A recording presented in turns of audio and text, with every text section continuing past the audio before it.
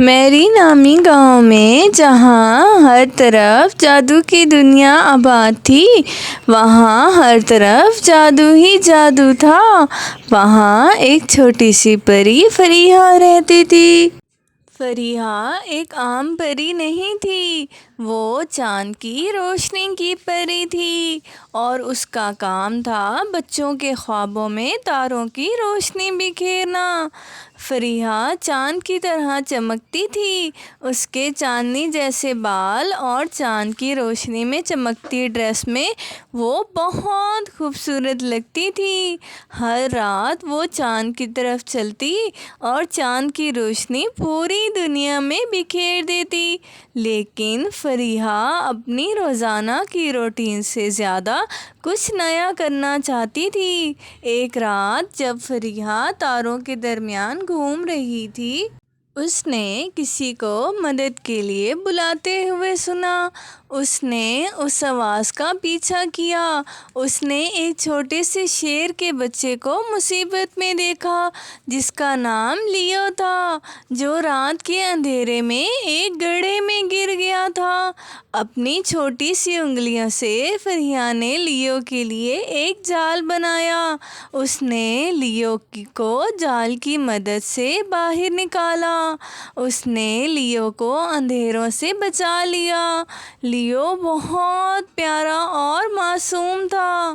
اس نے فریحہ کا شکریہ ادا کیا۔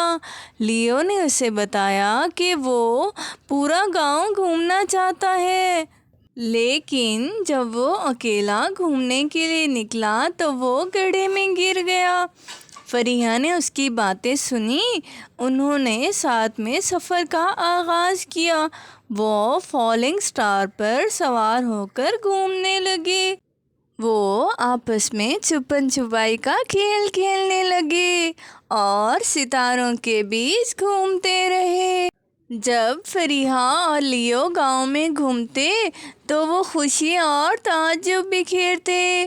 ان کی ہنسی سے ہر طرف خوشیاں بکھر جاتی اور ان کی خوشیاں دیکھ کر باقی سب جانور بھی خوش ہوتے۔ ان کی ہنسی سے رات اور بھی خوبصورت ہو جاتی۔ دن اور رات کچھ دن ایسے گھومتے پھرتے گزر گئے۔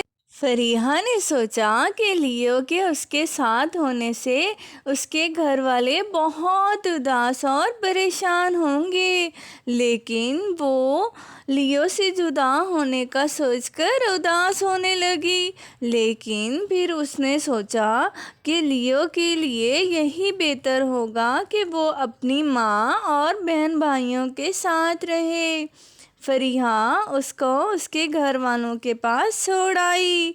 ان سب نے پیاری سی پری کی رحمدلی پر اس کا شکریہ ادا کیا۔ لیو کو اس کے گھر والوں کے پاس چھوڑ کر فریحہ چاند پر واپس چلی گئی، کیونکہ چاند کی روشنی بکھیرنا اس کی ذمہ داری تھی۔ اس دن کے بعد فریحہ چاند کی روشنی بکھیر کر خوش رہتی اور کبھی کبھی لیو سے ملنے جاتی۔ فریحہ کی رحمدلی پر سب اس کو دعائیں دیتے اور فریحہ کی رحمدلی ایک مثال بن گئی۔ دیکھا آپ نے پیارے بچوں، رحم دل انسان سے سب ہی پیار کرتے ہیں اور سب اس کو دعائیں دیتے ہیں۔ ہمیں بھی فریحہ کی طرح رحم دل ہونا چاہیے۔